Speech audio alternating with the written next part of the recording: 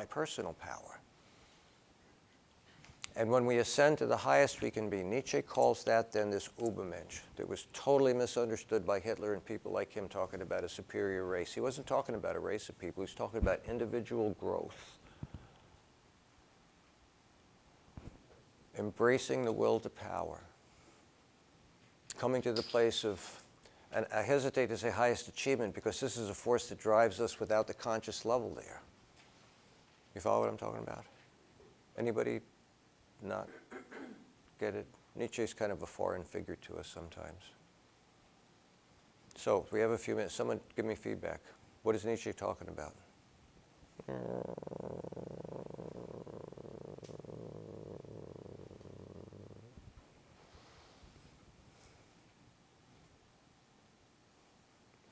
Well, I hope he doesn't look my way. I'm going to have to overcome my resistance right now.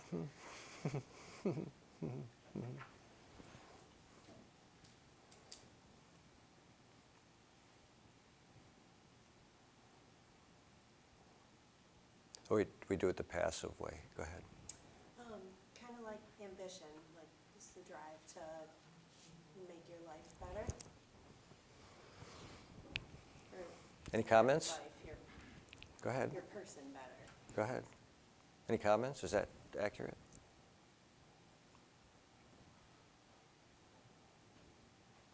It seems to me almost like that you know, through a philosophical route, he's achieved the same kind of viewpoint that Darwin did in biology, that life wants to make itself the greatest that it can be by its intrinsic nature, like that is the definition of life, to continue on, to, you know, proliferate and become better at surviving or achieving in this case. He references, by the way, Darwin. He says Darwin didn't have it wrong. He just was at level 2. It's not survival of the fittest. It's the will to power. But yeah, I get that, and I get what you, but ambition doesn't come into the will to power. That's a conscious layer that interprets. Go ahead. I think of it like, I guess the people that are, or if you ever failed to fulfill a goal, you've ever failed to fulfill a goal, and you have all these excuses or reasons why you can't, but the people that find a way, no matter what the obstacles or circumstances, those people are the women. The Übermensch, yeah, yeah. They fight through the resistance, yeah. But not necessarily in a conscious way, but yeah, you do add consciousness to it. Nietzsche won't say we don't have consciousness. I like that, that's good. What else, people? This may be the hardest quiz you're going to take, people, because Nietzsche is so different than anyone else we're going to study this semester. Nietzsche is really different. On Wednesday, I'm going to give you a video. It's a little hard to understand. The fellow who does it, I think, is English with a German accent.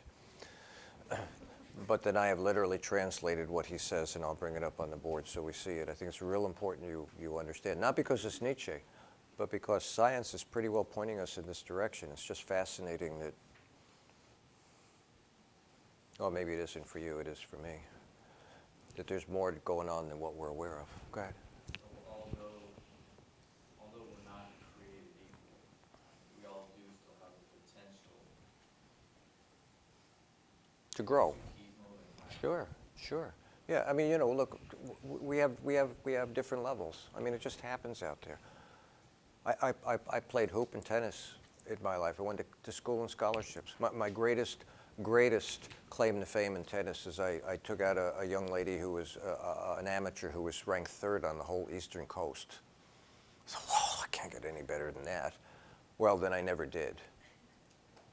And frankly, I didn't think I could beat her that day either. When my coach, there was a bar at Hudson's little school, 400 students. You have to have a 4.0, and he comes up and he tells me, he called me Paulo. He says, Paulo, you're going to play so-and-so. And I said, why am I playing the lady? He says, because I told you you were exercising his power. And I just thought I was going to get creamed. And I can't even tell you how I beat her that day. She was excellent play. I mean, 3rd on the whole East Coast. I don't care if she was amateur or not. And I accepted my limitation after that. Happens. Could I have gone further? I don't know. I never tried. And maybe I couldn't have. Does that get to? So but again, it's not an ambition thing, because she says this will to power is kind of a subsurface thing before consciousness comes into place. This is just a drive that we have. I mean, how many of you are willing to not eat for 30 days? To go through the resistance of fasting? It releases certain things in you. Yeah.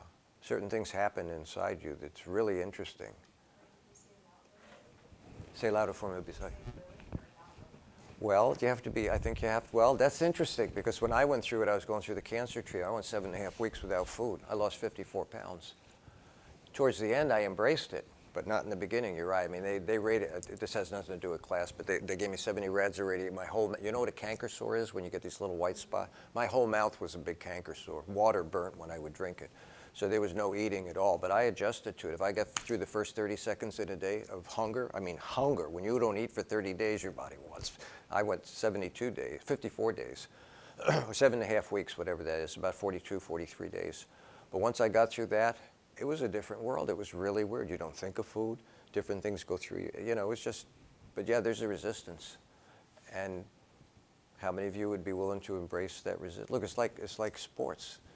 How many people go through the resistance to be at the very top? My granddaughter just received a full boat scholarship to Notre Dame, $500,000, and then she ran into a guy, and she just can't get through that resistance. I said, Brianna, girl, do you know what it's like to have a full boat scholarship? $500,000 for 4 years to play. And she's at a level, she's 17, she's at a level she could probably make the Olympic team. One of her girlfriends, my daughter, trained Alicia Glass. She's on the Olympic team. And she ran into a boy and she can't overcome the resistance. Not that any of us know what we're talking about, but you know. But just think of what happens when you could overcome that resistance. And we all run into resistance, and sometimes we just fall down, we just don't, you know, it's hard to get up and keep going. For Nietzsche, then, it happens, I want to finish with your question, beside. For Nietzsche, then, it does not happen on a conscious level.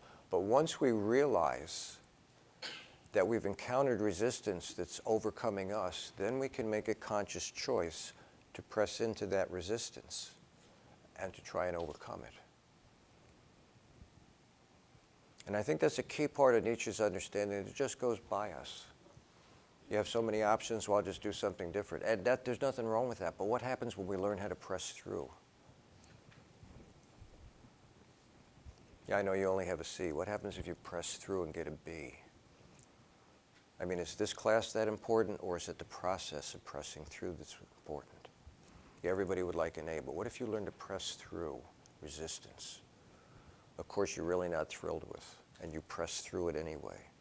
Because then later on in life, you'll come up to something that has nothing to do with education, and if you haven't learned to press through, then you're not going to have the capacity to press through. It doesn't matter what you're pressing through. For Nietzsche, it's that pressing through resistance that's important.